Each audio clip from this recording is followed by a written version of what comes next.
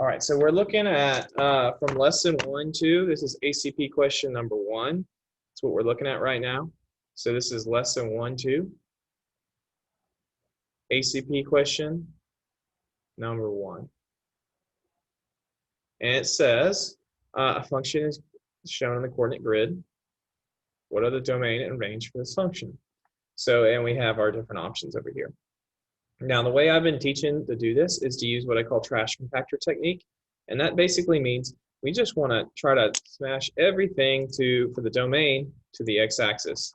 So a trash compactor, what that means is there's garbage. Let's say this is a garbage bin or the garbage can.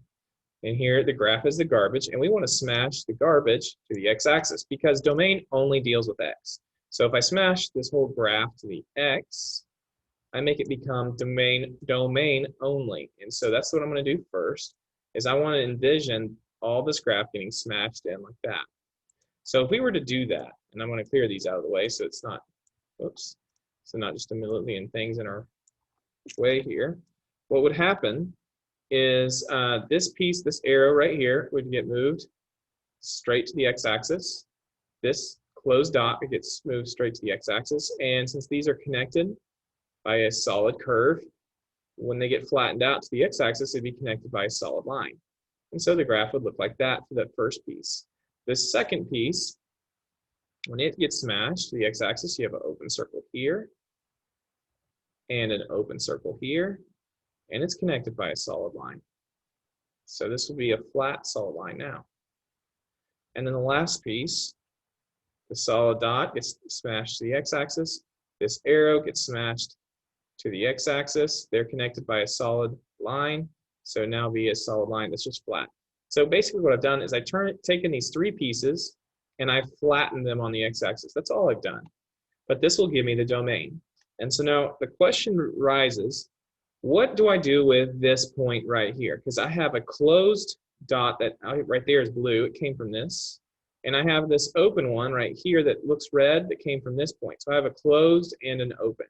So you have to ask yourself, if I have one on the same spot, the same x value, that's closed and open, which one's more powerful? Which one takes over? The answer is the closed dot. Since it's closed, or since it's filled in with this piece, I treat the whole thing as being filled in. So as I look at the domain, I'm saying this is one piece. Even though it came from a graph of two pieces, domain-wise, that's going to be treated as one piece. And then there's a break, and then here's your second piece. So immediately, I know B has to be wrong because this domain has three pieces. It has 1, 2, 3 pieces. This domain over here is only going to be 2 pieces, or 2 intervals, if you will. I should use the term intervals. This has 3 intervals. And we should only have 2 intervals. So that answer is wrong, as well as this one. Same logic. 3 intervals. Oh, and D, oh my goodness, we already got our answer. Now let's check and make sure I don't have a typo, because I do that from time to time, so we're leaning towards A. This says it goes from negative infinity all the way to this would be positive 6. Open circle means parentheses, so negative infinity to 6. And then the closed dot on 8 means bracket, 8 to infinity. So bracket on the 8 to infinity. The union means there's a break. And so that's where the break is. And now for range, what you would do is you take the same concept, but this time instead of smashing to the x-axis like I did, oh, that's not what I wanted to do. I didn't realize all that would erase. Let me try this again. Is this time, I'm going to take everything to the y-axis. So let me clear that off. I'm just gonna have to deal with a little bit of blue on there. Well, this time you would smash everything to the y-axis for range. And so I have this dot that smashes over. I have, now this one, it's hard to tell, does it flatten out right there? I think it might just kind of become, and I'm gonna just do an open circle. It looks like it's approaching an asymptote, but that's ahead of where we're getting. So don't stress over that. It might be an arrow, it might be actually a circle because of an asymptote, but ignore that because this piece is gonna tell us the answer in a second. So I'm gonna treat that as the blue.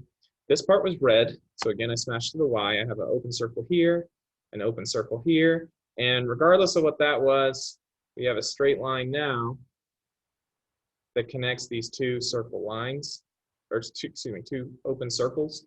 This line connects those two open circles. So I've filled in that dot.